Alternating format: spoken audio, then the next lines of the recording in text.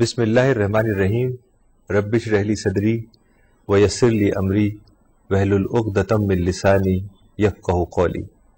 اس programme میں آپ کا بہت بہت خیر مقدم ہے۔ آج ہم سیرت کے کچھ واقعات آپ کے سامنے رکھیں گے۔ سیرت کے معنی ہوتے ہیں لائف آف دی پروفٹ محمد، یعنی پروفٹ محمد صلی اللہ علیہ وسلم کی زندگی کے حالات اور واقعات۔ پچھلی بار آپ نے دیکھا تھا کہ قریش کے لوگ، قریش وہ لوگ تھے جو مکہ کے سردار تھے، یعنی مکہ کی سرداری ان کے ہاتھ میں تھی، وہ سب سے طاقتور ٹرائب مکہ کا تھا۔ تو قریش کے لوگ پروفٹ محمد کے خلاف ہو گئے جب رسول اللہ نے پیغام، قرآن کا پیغام، اسلام کا پیغام وہاں پھیلانا شروع کیا۔ تو قریش چاہتے تھے کہ رسول اللہ اس پیغام کو، اس کام کو، اس مشن کو بند کریں۔ سب سے پہلے وہ ابو طالب کے پاس آئے۔ ابو طالب پروفٹ محمد صلی اللہ علیہ وسلم کے انکل تھے اور آپ کے بہت بڑے سپورٹر تھے۔ تو قریش نے یہ چاہا کہ ابو طالب پروفٹ کی سپورٹ بند کر سکے تاکہ وہ رسول اللہ کو روکنے میں کامیاب ہو سکیں، لیکن ابو طالب نے پروفٹ کی سپورٹ کرنا بند نہیں کیا، اس وجہ سے رسول اللہ وہاں بآسانی مکے میں کام کر سکے۔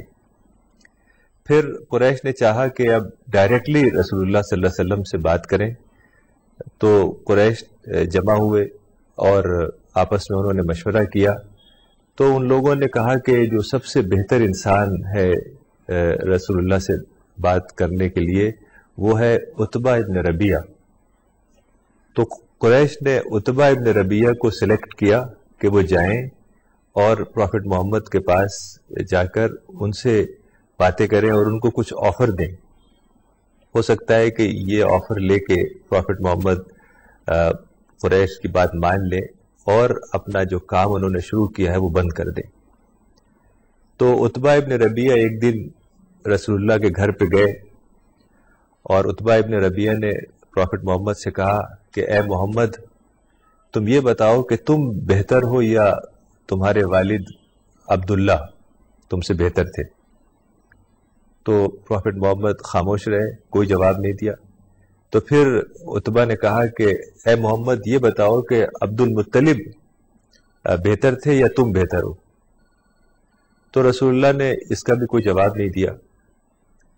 تو پھر عتبہ نے کہا کہ اگر تم یہ مانتے ہو کہ یہ لوگ بہتر تھے، یعنی عبداللہ اور عبد المطلب، عبداللہ رسول اللہ کے فادر تھے، عبد المطلب پروفٹ کے گرینڈ فادر تھے، تو عتبہ نے کہا کہ اگر یہ لوگ بہتر تھے تو یہ تو وہی انہی چیزوں کی پرستش کرتے تھے، انہی چیزوں کی ورشپ کرتے تھے جن کو تم برا کہتے ہو۔ اور اگر تمہارا یہ ماننا ہے کہ تم بہتر ہو تو تم بتاؤ کہ کیسے تم بہتر ہو تاکہ ہم بھی اس کو سنیں اور سمجھیں۔ پھر وہ عتبہ نے کہا کہ تم نے ہماری جماعت میں ہم لوگوں کے اندر پھوٹ ڈال دی ہے اور ہمارے مذہب کو بدنام کیا ہے، ہمارے قبیلوں کو بدنام کیا ہے، اور سارے عرب میں یہ امیج پیدا ہو گئی ہے کہ مکہ میں ایک جادوگر پیدا ہو گیا ہے جو آپس میں لوگوں کو کے اندر پھوٹ ڈال دیتا ہے۔ تو عتبہ نے کہا کہ مجھے ایسا لگتا ہے کہ بہت جلد آپس میں بہت زبردست قسم کی لڑائی شروع ہو جائے گی اور جنگ کی نوبت آ جائے گی۔ تو پھر عتبہ نے کہا کہ دیکھو سنو، میں کچھ آفرز تمہیں دے رہا ہوں، تم اس کو غور سے سنو۔ تو عتبہ نے کچھ آفرز پروفٹ محمد صلی اللہ علیہ وسلم کے سامنے رکھے، اس امید میں کہ شاید ان آفرز میں سے کسی کو رسول اللہ مان لے اور اپنا مشن بند کر دے۔ تو عتبہ نے کہا کہ اے شخص، اگر تم نیڈی ہو، ضرورت مند ہو، محتاج ہو، تو ہم دولت کا اتنا ڈھیر تمہارے پاس لگا دیں گے کہ تم قریش کے سب سے زیادہ مالدار انسان بن جاؤ گے۔ اور پھر کہا کہ اگر تم بیمار ہو تو ہم اپنا خزانہ تمہارے علاج کے لیے خرچ کر دیں گے۔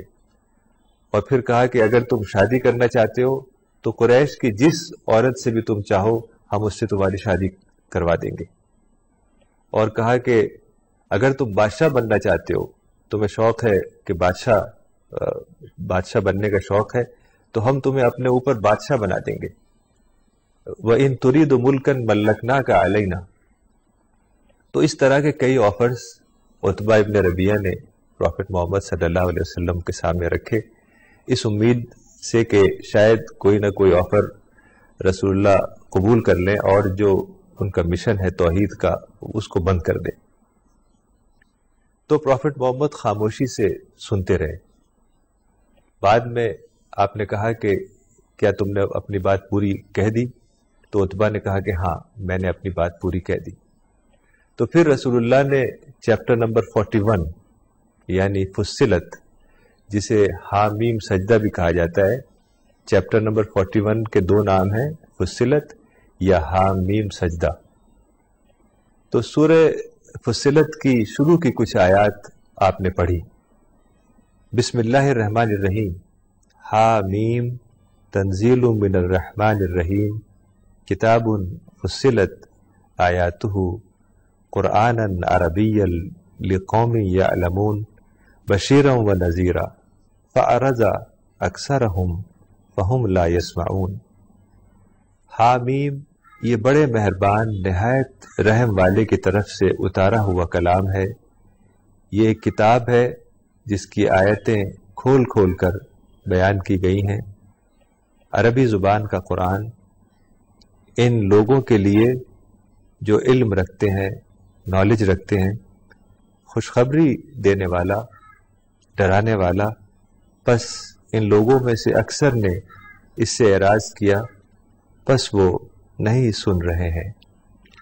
تو یہ کچھ آیات، کچھ ورسز قرآن کی چیپٹر نمبر 41 یعنی سورہ فصلت کی آپ نے عتبہ ابن ربیہ کے سامنے پڑھنا شروع کی۔ تھوڑی دیر میں عتبہ کو ایسا لگا کہ ایک ایک آیت، قرآن کا ایک ایک لفظ ان کے دل میں اترتا جا رہا ہے۔ تو عتبہ نے کہا کہ بس اب رک جاؤ۔ تو عتبہ ابن ربیہ کو اتنا گہرا اثر ہوا کہ وہ خاموشی سے اٹھا اور سیدھے اپنے گھر کی طرف روانہ ہو گیا۔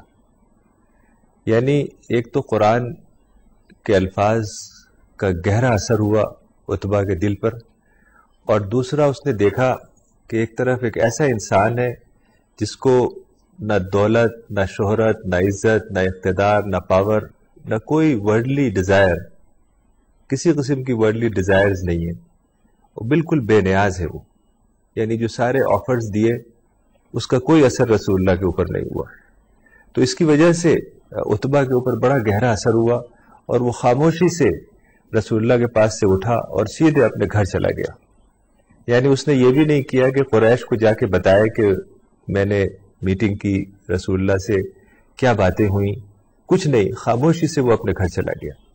تو جب قریش کو پتہ چلا کہ عتبہ خاموشی سے گھر چلا گیا، ہمارے پاس آیا بھی نہیں بتانے کے لیے، تو یہ لوگ عتبہ کے پاس گئے، قریش کے کچھ لیڈر عتبہ کے پاس گئے اور بولے کہ ہمیں لگتا ہے کہ تم بھی محمد کی طرف مائل ہو گئے ہو، انکلائنڈ ہو گئے ہو۔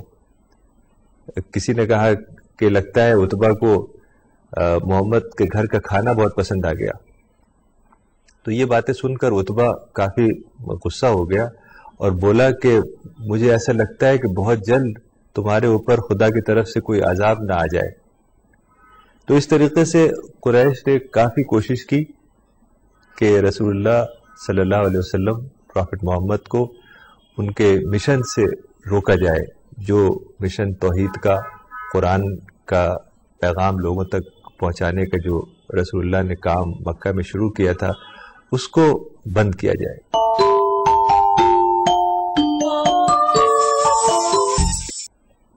تو پھر ایک بار قریش نے پھر رسول اللہ کو اپنے یہاں بلایا اور ان کے سامنے کچھ باتیں رکھی۔ قریش نے کہا کہ تم جانتے ہو کہ یہ شہر مکہ، اس شہر میں ہماری بڑے پرابلمز ہیں، مسائل ہیں، ہمارے یہاں پانی نہیں ہے، ہمارے یہاں اور کئی طرح کے مسائل ہیں۔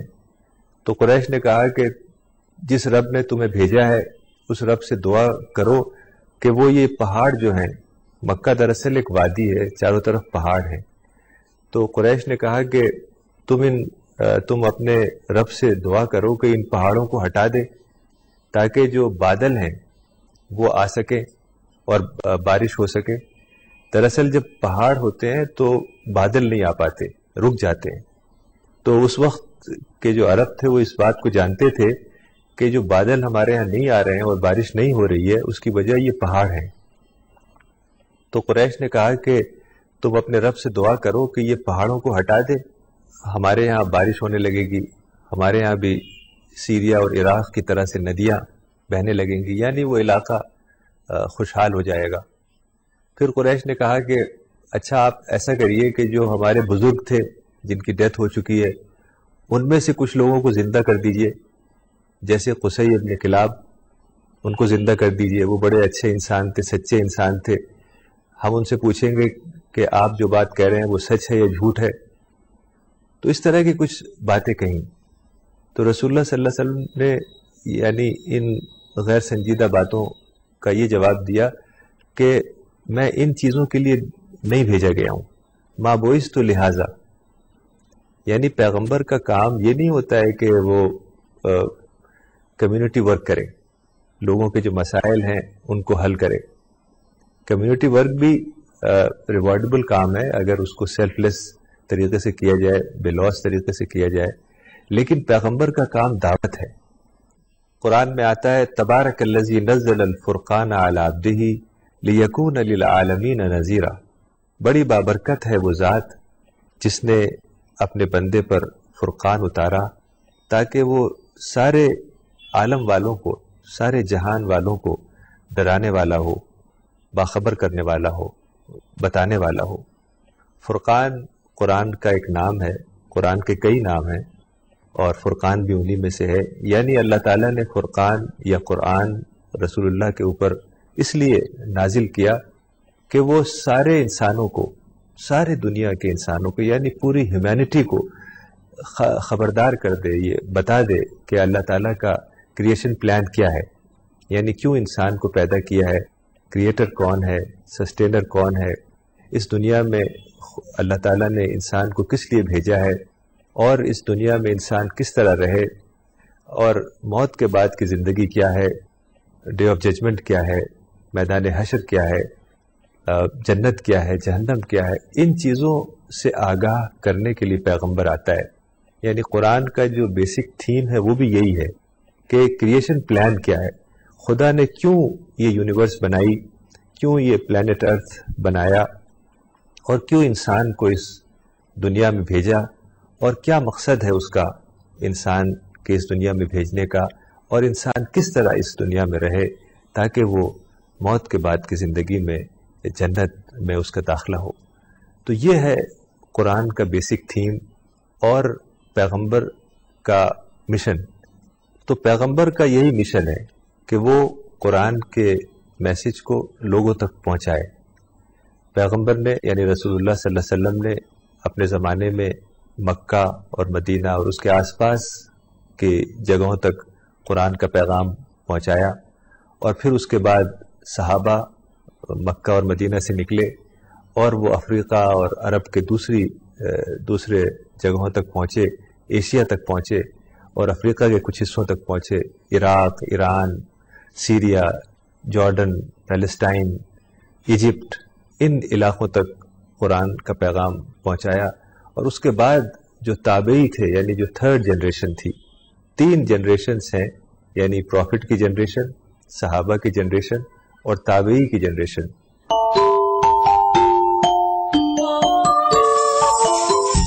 صحابہ انہیں کہتے ہیں جو پروفٹ کے اوپر ایمان لائے اور ان کے مشن کا حصہ بنے، اور تابعی انہیں کہتے ہیں جو صحابہ کی بعد کی جنریشن ہے.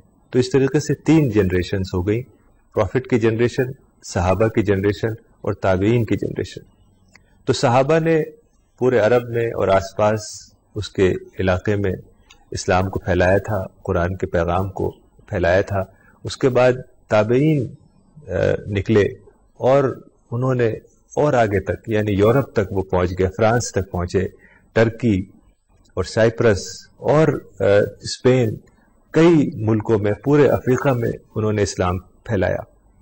ایک واقعہ کتابوں میں آتا ہے، ایک تابعی جن کا نام عقبہ ابن نافع تھا، وہ اپنے ساتھیوں کے ساتھ نکلے اور عرب سے ہوتے ہوئے افریقہ کے ساحل تک پہنچ گئے، یعنی افریقہ کے کوسٹ پر پہنچ گئے جہاں اٹلانٹک سی شروع ہوتا ہے۔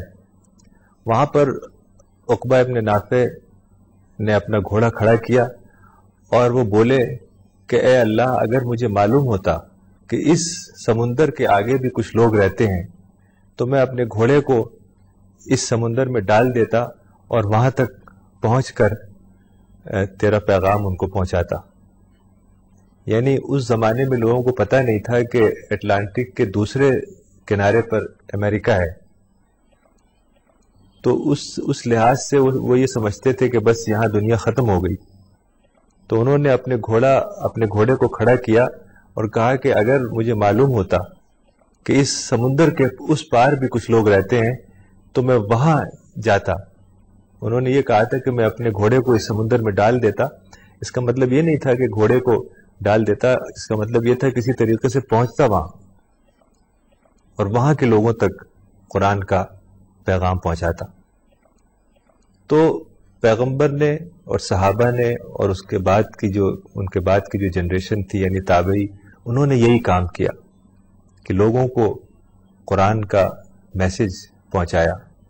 تو سارے اہل ایمان کا بھی یہی مشن ہونا چاہیے، یہی زندگی کا مقصد ہونا چاہیے کہ وہ بھی قرآن کے میسج کو لوگوں تک پہنچائیں۔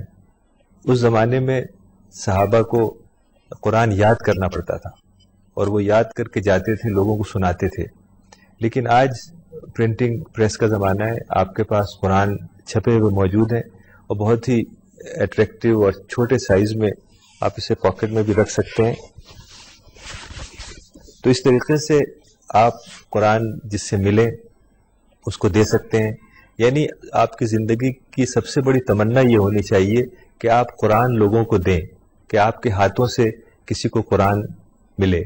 یہ زندگی کی آپ کی سب سے بڑی تمنا ہونی چاہیے کہ یہی پیغمبروں کا مشن تھا، یہی صحابہ کا مشن تھا اور یہی سارے اہل ایمان کا مشن ہونا چاہیے۔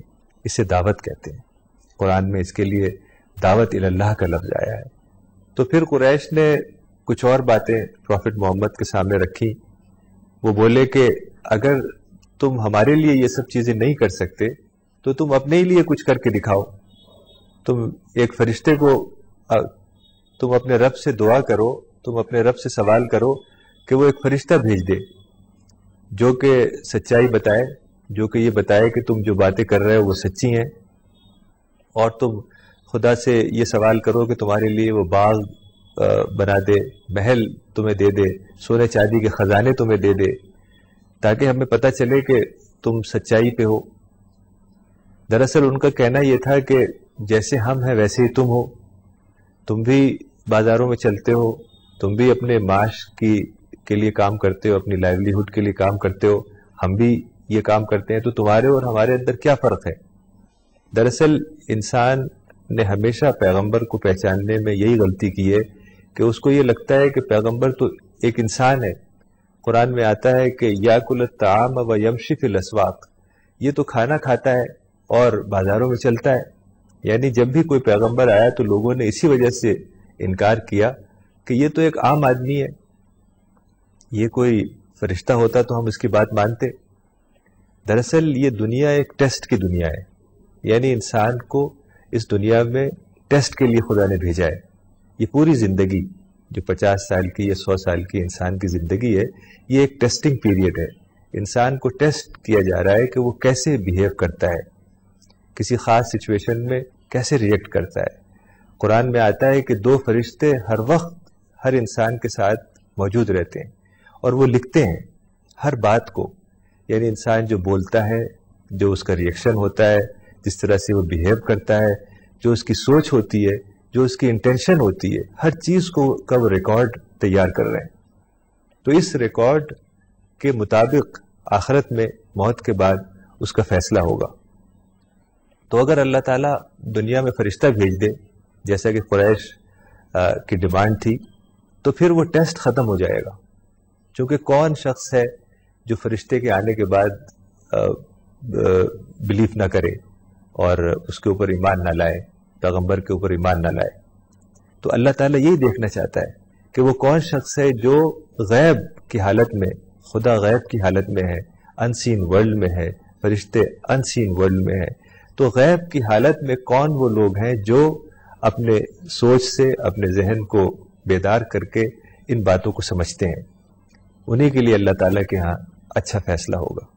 تو پھر قریش نے کہا کہ اچھا تم ایسا کرو کہ ہمارے اوپر کوئی عذاب ہی لے آؤ، اگر تم سچے ہو تو آسمان سے خدا سے دعا کرو کہ آسمان سے ہمارے لیے کوئی ٹکڑا گرا دے. اگر تمہارا یہ دعویٰ ہے کہ تم پیغمبر ہو تو ہمارے لیے آسمان سے کوئی ٹکڑا گروا دو.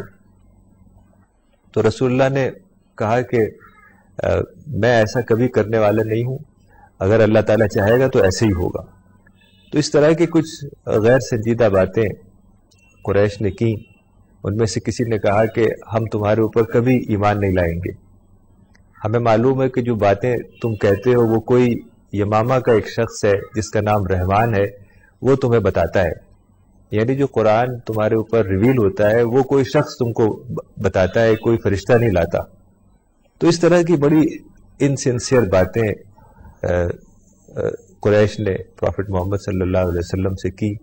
تو اس کے بعد رسول اللہ وہاں سے اٹھ گئے اور واپس اپنے گھر کی طرف چلے گئے. تو آج اتنا ہی. انشاءاللہ اگلے ایپیسوڈ میں پروفٹ محمد صلی اللہ علیہ وسلم کی زندگی کے کچھ اور واقعات اور حالات آپ کے سامنے رکھیں گے اور دیکھیں گے کہ اس میں ہمارے لیے کیا سبق ہے اور کیا رہنمائی کا سامان ہے. وآخر دعوانا ان الحمد للہ رب العالمین.